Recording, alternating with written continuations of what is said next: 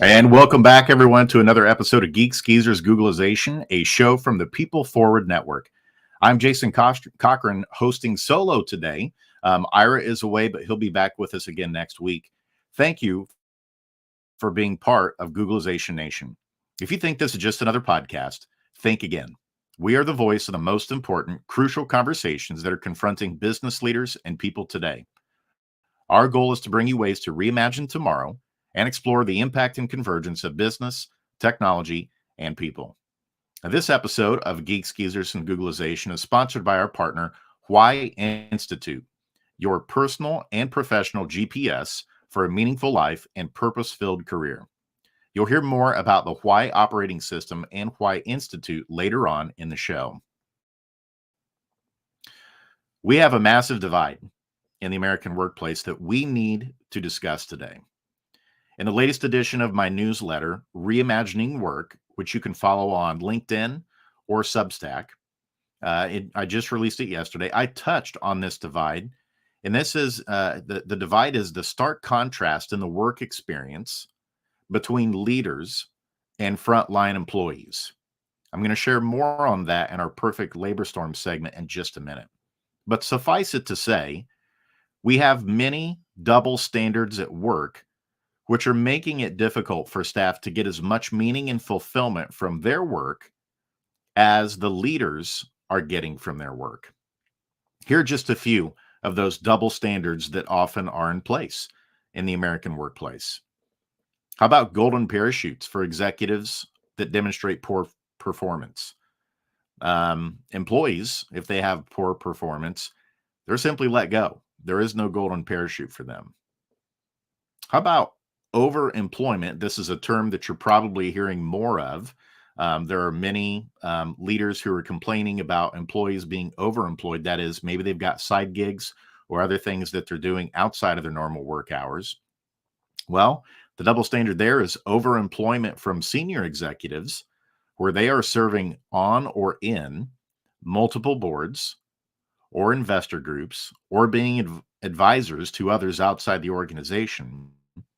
Seems to be fine for the top level executives, but they don't care as much about that, or they do. They don't want to see that with their frontline employees. So there's a double standard there. And then just one more example of a double standard we often see in the work experiences. Sometimes executives are traveling and they have the opportunities to work flexibly or remotely, but some of them do not want to allow those same freedoms for their teams. And so we're going to discuss one of the remedies today with our guest, certified dream coach Mark Cumicek, and a good friend of mine. Mark is going to share how dream programs can help bridge this divide that we're seeing and experiencing between top level executives and frontline employees, so that everyone in the organization is getting that sense of purpose and fulfillment. But first, before we get to Mark and bring him on, it's time for our Perfect Labor Storm segment. On each episode, we focus on just one disruptive, surprising, or worrisome trend that we think you should know. Here they are for this week. According to McKinsey, 70% of people define their purpose through their work. Work is a huge part of our lives. No doubt it isn't our full identity, but it absolutely contributes a big part to what we are. So 70% of people define their purpose through the work that they do. McKinsey also shared recently that 85% of executives report living their purpose at work. And here's that chasm, that divide. Only 15% of frontline employees feel the same way. So 85% of executives feel like the work that they do gives them purpose, but only 15% of frontline employees feel like the work that they do is filled with purpose. And then how about Gartner's research? According to Gartner, in 2022, 65% of employees reported the pandemic made them rethink the place that work should have in their life. So 65% of employees are just questioning, what do I want work to be in my life? Where does it fit in the picture? And then in that same report from Gartner, 52% of employees reported the pandemic made them question the purpose of their day-to-day job. So lots of people wondering about why they're doing the work that they do and what is it contributing towards, not only for the greater good, but also for themselves. How is it helping them achieve their dreams? Just as a reminder, you can get SHRM recertification credits if you're an HR leader for listening to this episode. Just reach out to Ira or myself, and there's just a short form that you fill out really quickly to demonstrate that you listen to each episode, and you can get up to half credit for each episode. Also, if you have not subscribed to our free community, Googlization Nation, you can do so by going to googlizationnation.com and sign up for free. All we need is your email address. And then lastly, if you haven't rated, reviewed, subscribed to the podcast, please do so. Every single one helps. You're the reason that we're now in the top 1% of all podcasts in the world. You're the reason that we're now hitting over 50,000 downloads a month and continue to grow. So thank you for all of your support. So without further ado, this seems like the perfect time to welcome today's guest on the show, certified dream coach, Mark Cumicek. Hey there, Jason. Hey, Mark. Welcome to the show. How you doing, my friend? Awesome. It's great to be here. Looking forward to a beautiful discussion with you. Awesome, man. Yeah, and for those who are just listening to the episode, you won't be able to see it, but Mark has a beautiful display of Christmas lights behind him, compliments of his son. We got to point that out for the people that may not even be able to see them, but incredible display, and it's great to see you this time of year, my friend. Well, I say let's go ahead and start here. Okay, let's start with your story. Tell us a little bit about you, and I'm sure we have a lot of people wondering, what is a certified dream coach? So tell us about who you are in your journey of how you became a dream coach and what exactly is that? Sure, absolutely, Jason. I'll kind of shorten the story at the beginning. I was in traditional roles for the majority of my career. So as I got into my late 30s, then I began to have this inner battle and a little bit of discontent within myself. And I felt as though I was living someone else's dream. And I wasn't necessarily moving in the direction that I wanted to. But at the same time, I didn't know what my dreams were. And I wasn't even asking myself these questions at that point in time. I just knew something was off. But push came to shove. One day I went and I quit my job after 15 years with an organization, with a family and 2 kids to support and all that stuff. I took the leap and said, I'm going to take all this and go do some consulting work, whatever that looked like. Didn't necessarily know what that looked like. But during that period of time and in the years following that, a book crossed my path called The Dream Manager by Matthew Kelly. And that book really put words to what I thought was important from a leadership perspective and what was important in people's lives. And it helped me personally get in touch with my life goals and dreams again. So I read this book. I'm like, great concept. It's about an organization that resolves some retention and employee experience, employee engagement issues, some significant ones, by trying something non-traditional, by putting a person in place called the Dream Manager, who was a resource to their people to help them articulate, plan for, and ultimately get after their life goals and dreams. And in doing that, when they put this person in place, they started to see some things change within the business. Not only did their turnover get to a more respectable level within their industry, but they started to see people show up to work with a higher level of energy. And there was a higher level of loyalty, quite frankly, from a business perspective too. Because Jason, I know if I ask you, how do you feel about the people in your life that have helped you bring your life goals and dreams to fruition? I'm sure you get a pretty good feel. That feels good. You love those people. So that naturally led to a little bit more of loyalty. So that book crossed my path. I played with it, experimented with it. And it seemed to be an itch that really wouldn't go away. So back in 2019, then I actually went to a certification class, Dream Manager certification, which is put on by an organization called Floyd Consulting. And I went through that process and voila, became a certified Dream Manager and have been working ever since of bringing this type of programming to businesses throughout the United States. Well, and you are a close personal friend of mine, and you have helped me on that journey of discovering my dreams too. And so you mentioned, if people stop and they think, who are those people in their life that have asked the right questions at the right time? Like, right. What are you doing? Do you love what you're doing? Exactly. Where do you see yourself in 3, 5, 10 years? What is it that you're passionate about? You're one of those people in my journey that did that and helped me make sure that I was living my why.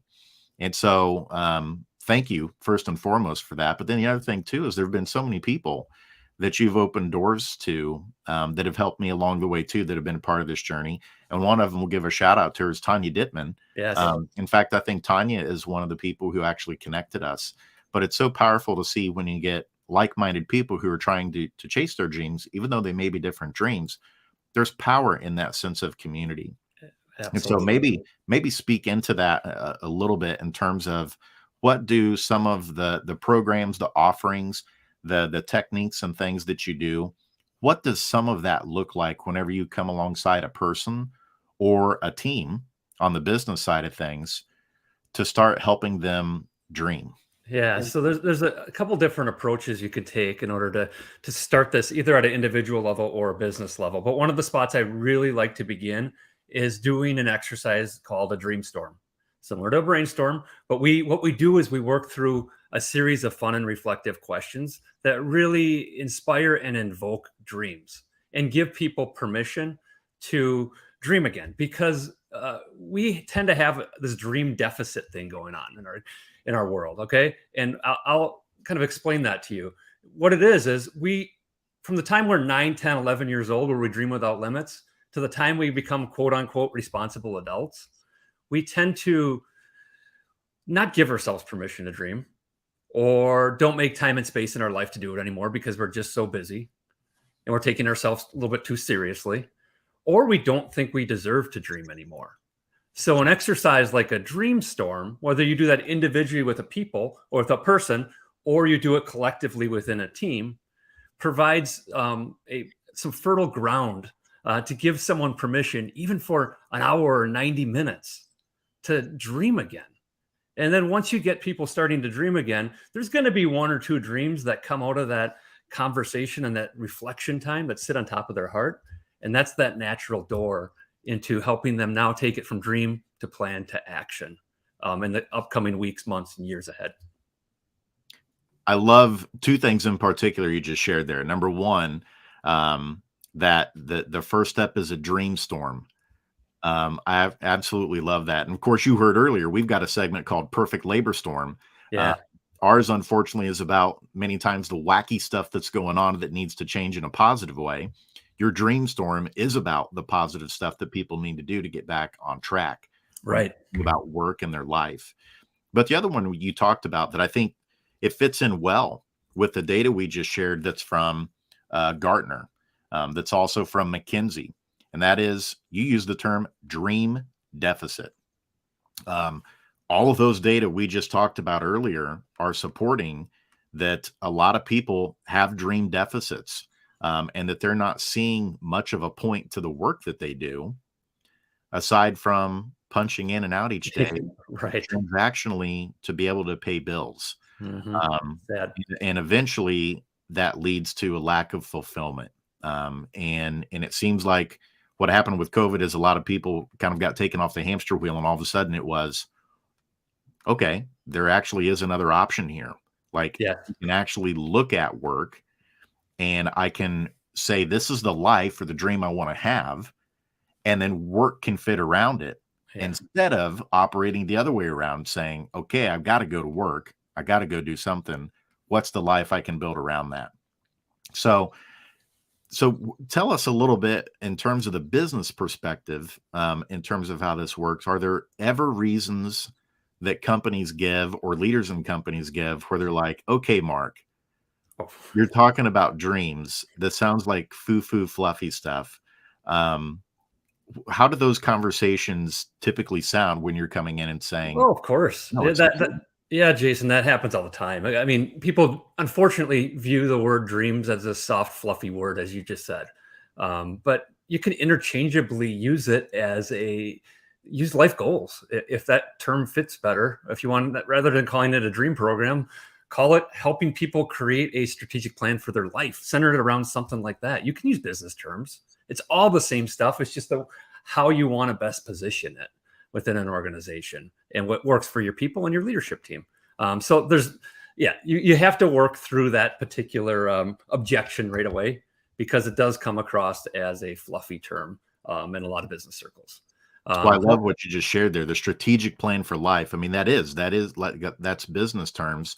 And as we've also learned from one of our sponsors, Why Institute, if you don't have answers to these really important existential questions as a person right. about why you're doing the work that you do, what type of impact that it does, then eventually it does just become something that's monotonous. Absolutely. And if you help a person um, create and execute on a strategic plan for their life, as a business leader, a business owner, I think those people that do that are far more likely to help you bring your business strategic plan to life. So if they're not willing to do it for their own life, they're likely not going to be all that fired up about helping you with your business's plan. So help them do it in their own life, and they will naturally start to help you with your plan at an even higher level. And so with this framework, I'm sure there's a lot of research you've done, work that you do, things that you get from the Certified Dream Manager program. Can you share with us what are some of the most important pieces, mental models, frameworks that come alongside this program to really help it be successful, not only with individual people but inside businesses? Sure. One that I'll bring to the forefront, and I've kind of played with this one and built it on my own by taking the Dream Manager book I talked about and bumping it up against Good to Great by Jim Collins, where he talks about the flywheel concept, right? So the flywheel within a business and how it helps create a sustainable business model going forward. So I kind of bump those two together and think about it as the personal best version flywheel, if you will. And on the top of that, you've got a dream or a life goal that someone's going to get after.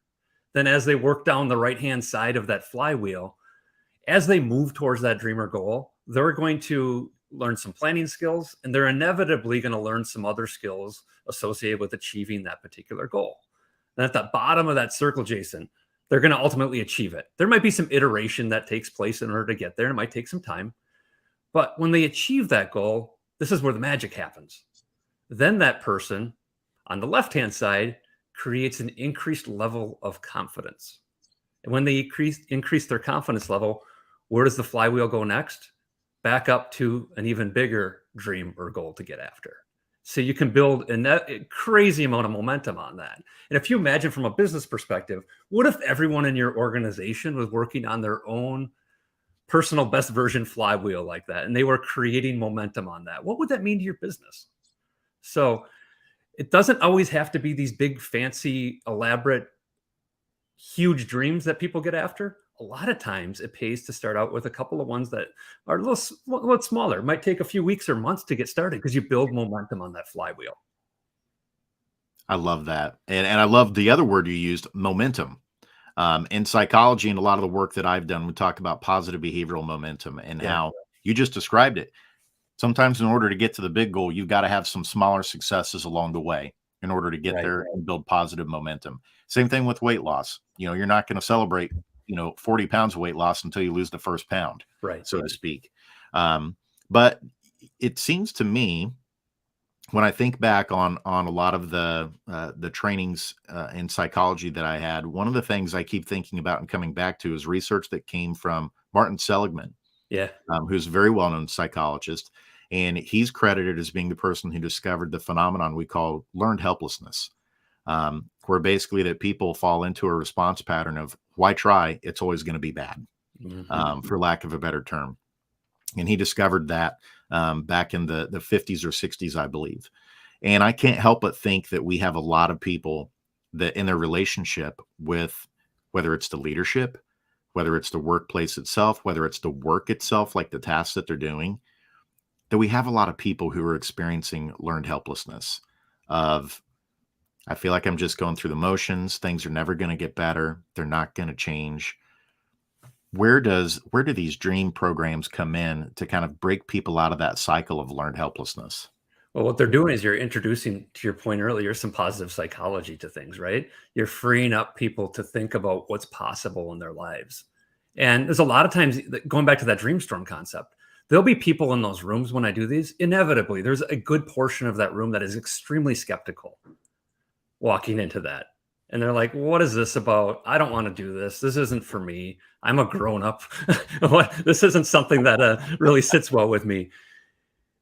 A good portion of those people by the end of a Dreamstorm session, after you work through these questions in a specific order that warms them up to them, will leave there, and they might not come up right away, but a lot of people will come up after and say, "Hey, that's exactly what I needed today." Or, "You know what? No one's ever asked me those types of questions before." And just to give you a sense, we're covering everything, Jason, from travel related dreams to hobbies and pastimes to relationship stuff to habits.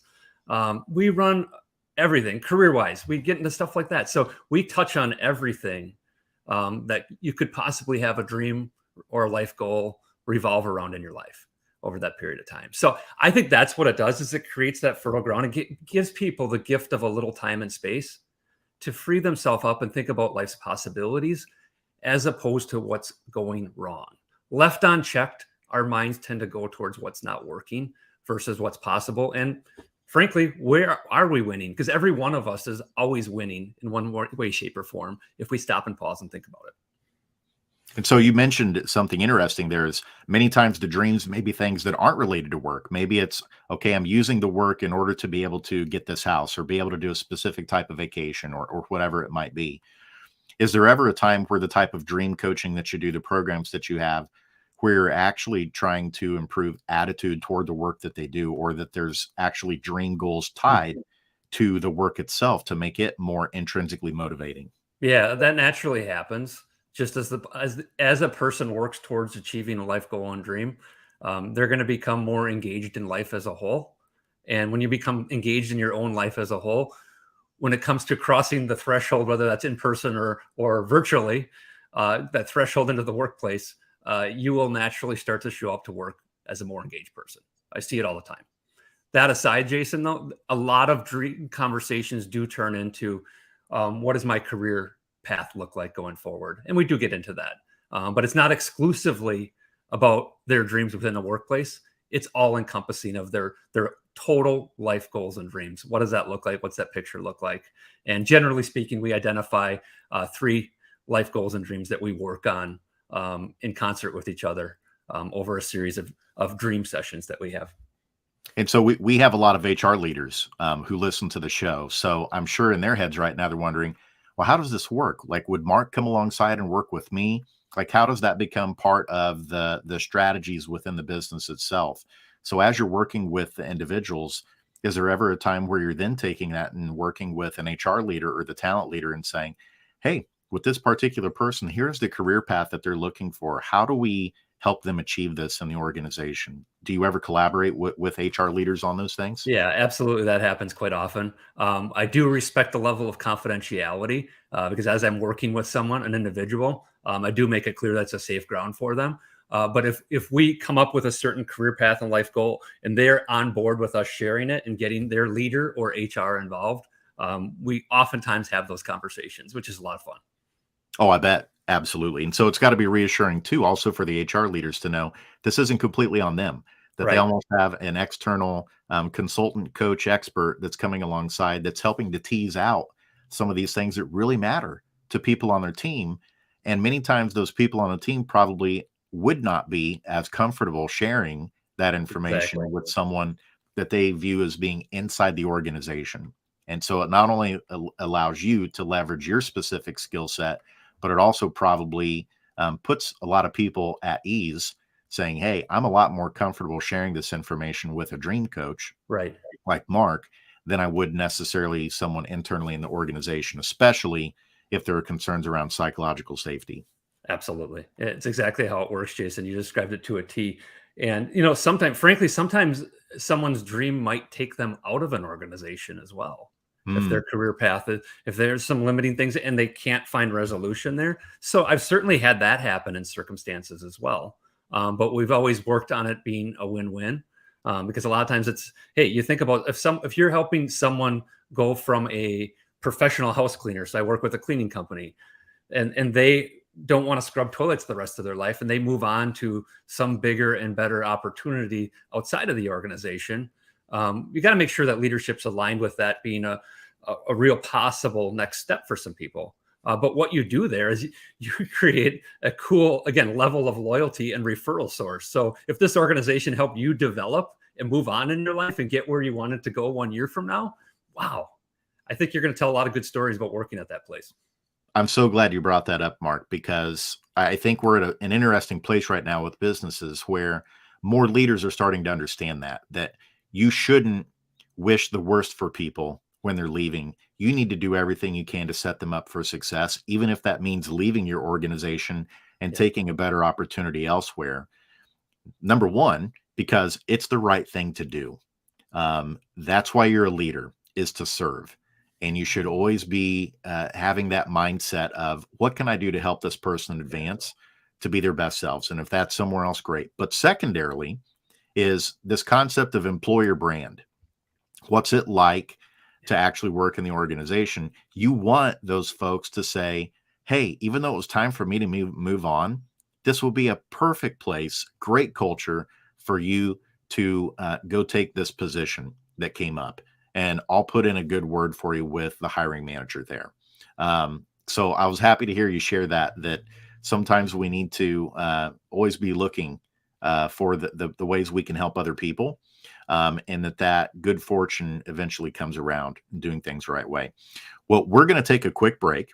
And on the other side, Mark, when we come back after a couple minutes here to hear from our sponsors, I want you to think about maybe a story or two that you'd like to share that was transformational, whether it was a specific person. Obviously, you don't have to mention their name, or company. Same thing. You don't have to mention their name, but just think about maybe a couple transformational stories that shows the power of when you have a structured strategy, plan, and approach like you bring on how to tie dreams and purpose to work, of how that helps people flourish. So we're going to give you a couple minutes to think about that. And we'll look forward to discussing that on the flip side. So we're going to take a couple minute break here and hear from our sponsors. We'll be back.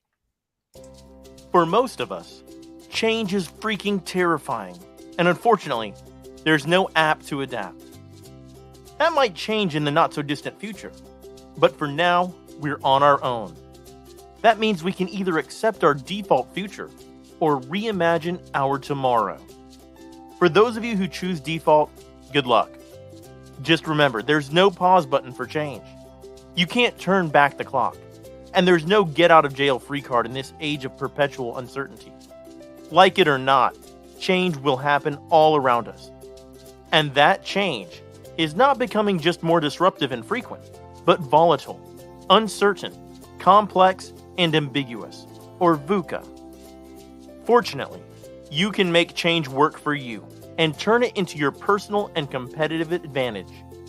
Reimagine your future to one in which you're living with purpose, you're happy, and you're growing, thriving, and flourishing. If you're ready to rewrite your next life chapter and regain control of your destiny in this never normal world, your journey starts here. Contact the leader in adaptability and making change work for you, your team, and your organization. Ira S. Wolfe, adaptability.expert. There's a certain kind of coach who believes what we believe, who leads people to greatness, who gets people unstuck, who unlocks all of your passion. A coach who helps people discover what drives them, to tap into their superpowers. That knowing your why is the first step to untap potential, to focus, to breakthroughs. A coach who's looking for a better way. Are you that coach?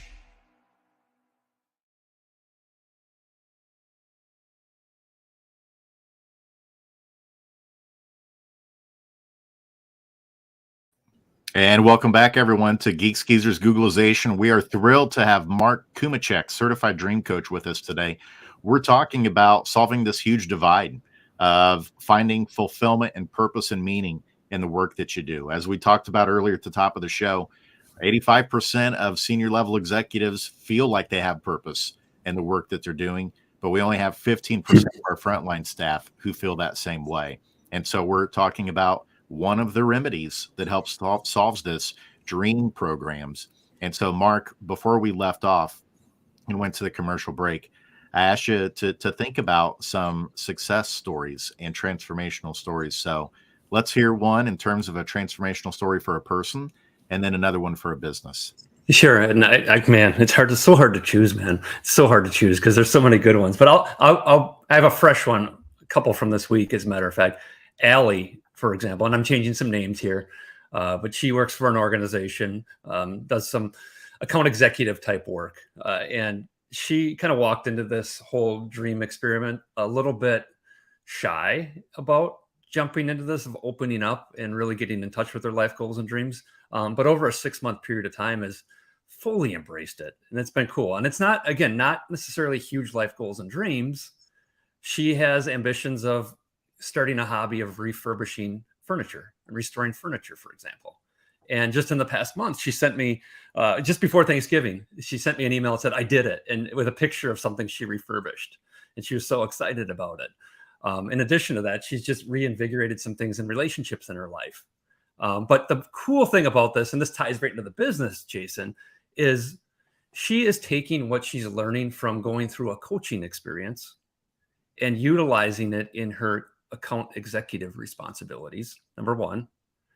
And she sent me some information or some screenshots of some text in working with her dad as well, and coaching him through some situations. So not only is she chasing her life goals and dreams, but from the experience, she's taking away these skills that she's applying at work and in her life as a whole, and creating these ripples, which is really, really cool to see. So what you're saying is, for those who are thinking, oh, this is just another separate program, no, it's not. This is fully integrated into every aspect of your life. It helps you function better in many of the day-to-day responsibilities and tasks and pieces of your work, but it also helps you with some of those interpersonal relationships as well, if I'm hearing you right. Absolutely. Yeah. You're inevitably, as you move towards a life goal and dream, you're going to challenge yourself to develop some new skills, some new, you're going to learn a few things along the way that you can apply to other aspects of your life. And Allie is just in her scenario, it was those coaching skills and articulating and asking the right questions and learning how to quietly listen while people wrestle with those. And she's been able to utilize that to become a better business person and a better leader within her family. I love that. And so that's a perfect personal story of why people should care about these dream programs, how it can unlock their dreams for them personally. And now, how about on the flip side of that? How about a story around a business? What does it look like for a business whenever they bring one of these programs in and use it with their teams? What does success and transformation look like in the business when they leverage these programs? Sure. One local company here in Northeast Wisconsin that I've been blessed to work with since the day they opened the door. They're in the employee benefits space, so health insurance and the like. And they're a broker, but they're doing things in a non-traditional way. As they were developing their values or valued behaviors, one of those was that they're very clear on from day one was, let's maximize the potential of each individual person within the organization, not employee, but person. So they've tied their dream program directly to that valued behavior and take it very seriously in a lighthearted way.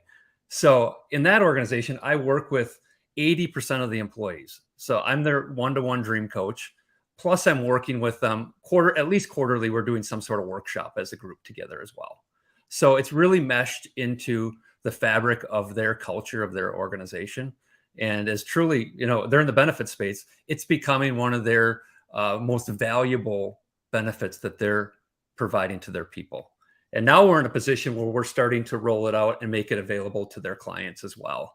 And that's where you mentioned in some of the lead in too, Jason, 21 Days of Dreaming. I saw some of the promo for this episode, 21 Days. That led me to start building things that were more scalable so that we could help more and more people organizationally and individually get in touch with life goals and dreams.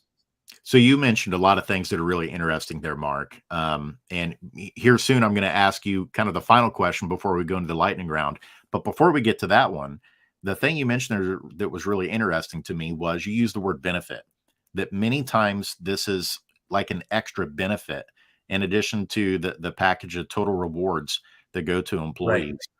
Um, with that, with it being viewed as a benefit, are there ever times where an EAP becomes involved in bringing this alongside as a primary, secondary, and tertiary level of support throughout the organization? I haven't had any of those formal relationships where we're working together directly at this point, Jason. But there are some explorations going on as we speak. I love it. And the reason I asked that, again, we have a lot of HR leaders, and so they're Yes. probably thinking, well, how can I bring this in? Like, would it be possible for this to be somehow tied to the EAP supports that we provide for everybody in the organization? But I think that's a brilliant way to look at it, is it's not only a strategic thing, but it really is a benefit to everyone in Right. the organization. And we're even seeing some companies like BetterUp, which is a coaching group.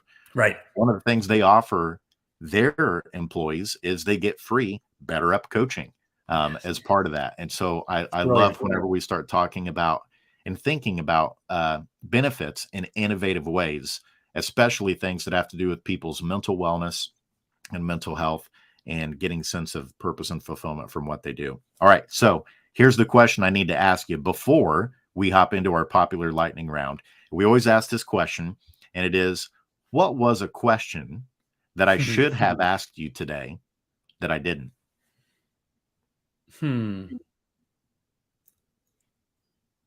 What do I want for Christmas? Oh, that's a really good one. Well, Mark, what do you want for Christmas? Well, I would say this, and this is it's going to sound cheesy. However, it truly is an inbox full of people mentioning to me a life goal or dream that they uncovered. That's number one. New running shoes. I love running, would be number two. And related to that, I just recently threw my hat in the lottery for getting into the Chicago Marathon next year. So I would love to get in that as well. How's I love that it. for a trifecta of answers? I love it. That's great. And certainly if you follow Mark on LinkedIn, are you the only Mark Cumicek on LinkedIn, Mark? I am the only Mark Cumicek in the whole entire world. So yeah, Oh, wow. truly. That's not a common last name, as you probably guessed. There's probably 30 of us with that last name in the whole entire world. So Well, that's what I thought. If a people rarity. So if folks just looked you up on LinkedIn and they put in Cumicek, Cumicek, that you would probably be the smiling face that they would see in more order than to likely, follow your yes. story. And you post a lot of things on LinkedIn that are very inspirational, that have to do with dreaming.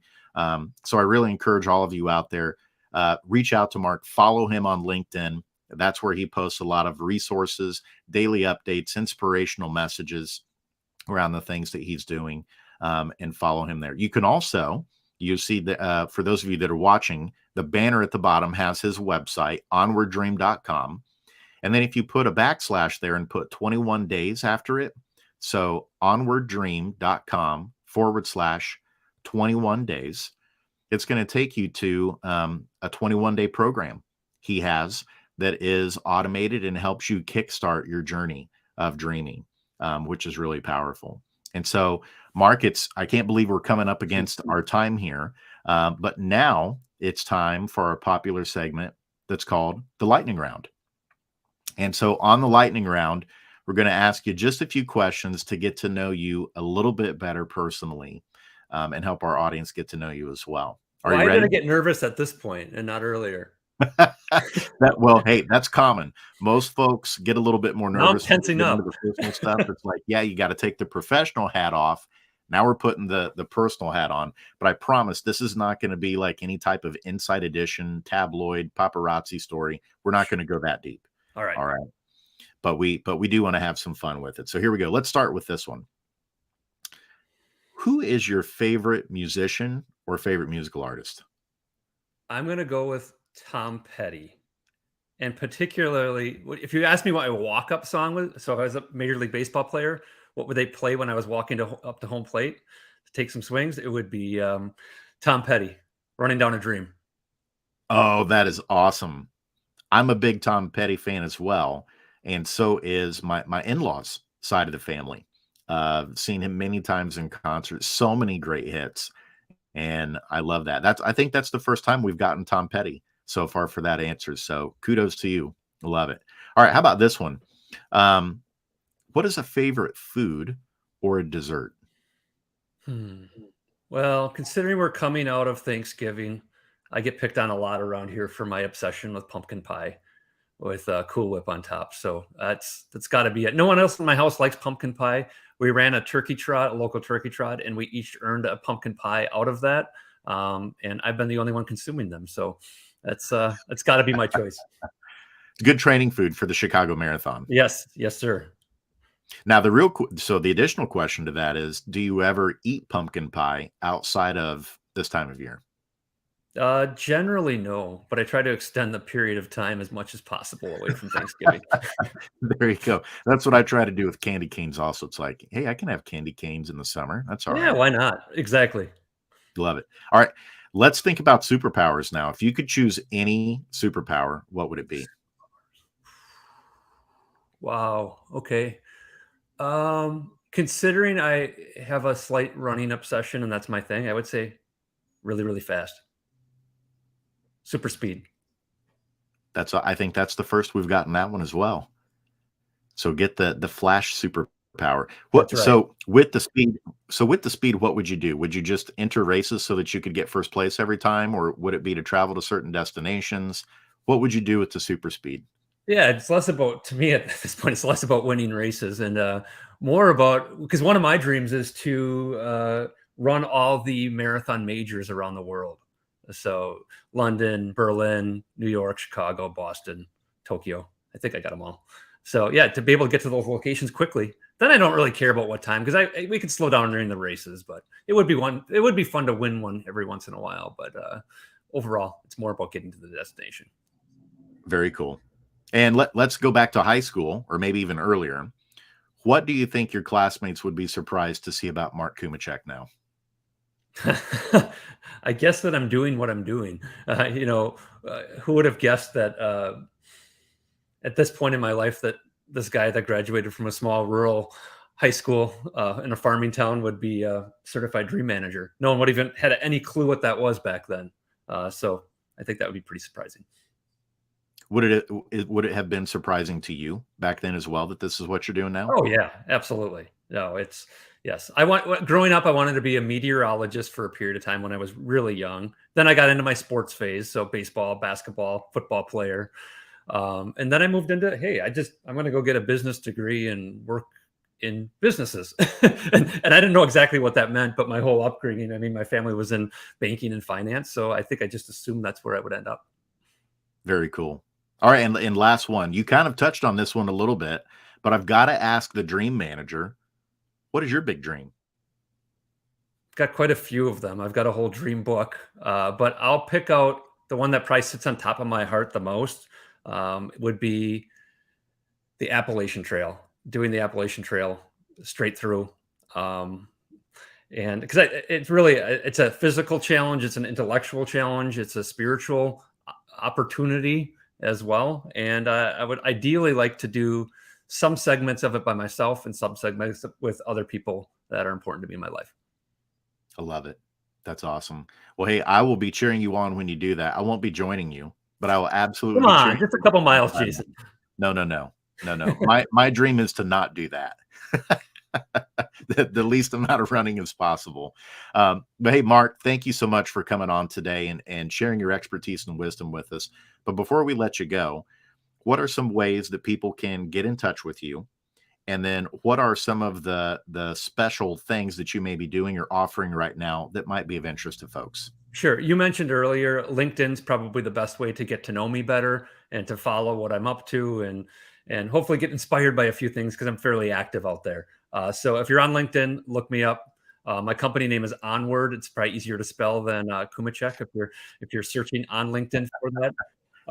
You mentioned earlier as well, the 21 Days of Dreaming program. That's just a really good way to get started for you as an individual, or even something to bring to your team. What we're doing, we talked about this dreamstorming concept in the past and earlier in the show. What that's doing is taking some of those questions and just spreading them over 21 days and making it more of a long-lasting experience for your people. So that's a really good place to start. And it's set up to be very accessible for people from an investment perspective. Love it. Mark, thank you for doing this important work in the world. Thank you for hopping on with us today.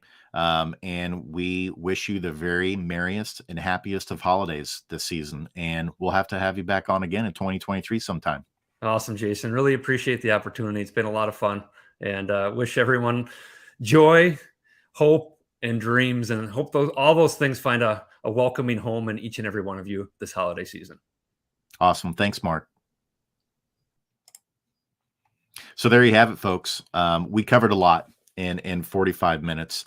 Big takeaways for me today were, don't view these dream programs like Mark has, certified dream managers like Mark, as something separate that you do, but really as something that's woven into the fabric of things that you're already doing inside your organization. And if you're an individual person, you don't have to wait for your organization to sign up for these things. You can actually do it yourself and start that journey yourself. But one of the sayings, Mark didn't say it today, but he shared it with me, that really resonates with me when I think about dreaming, is a quote he shares from Ralph Waldo Emerson, which is, "Don't let the music die inside of you." And that is, every single person has inspiration, has dreams. But sometimes you won't know that unless you take the time to be quiet, listen, and articulate those and write them down. And if there's one thing I hope that you have the opportunity, all of you that are out there listening, that you'll take during this upcoming season of renewal, of being thankful and grateful, is that you'll take some time, even if it's just 15 to 30 minutes, just sit in silence and ask yourself questions like, who am I? What do I want my life to be about? What is my why that I want to contribute toward? And I guarantee you, when you start asking those questions, you'll start to tease things out that align with the dreams that you want to achieve.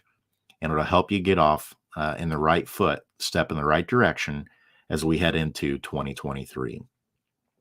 We want to thank our listeners, Googlization Nation, for tuning in today. If you haven't subscribed to the podcast, please do so. We're on all of the major audio podcast platforms. And then also drop us a rating and review if you haven't done that as well. You can also join Googlization Nation, which is our community that we have. And that's scrolling across the bottom, googlizationnation.com. It's completely free. But that's where we're going to have lots of different offers, content that's going to be coming out in 2023. So you don't want to miss out on that either. Also want to give a special thank you to our sponsor, Why Institute, for partnering with us and sponsoring this episode. And last and certainly not least, thank you, Mark Cumicek, again, for coming on and sharing the wisdom and insights around dreaming and how important it is, not only for people, but for businesses as well, so we can get more people getting a sense of fulfillment from the work that they do. I'm Jason Cochran, and until next time, don't let the shift hit your plans.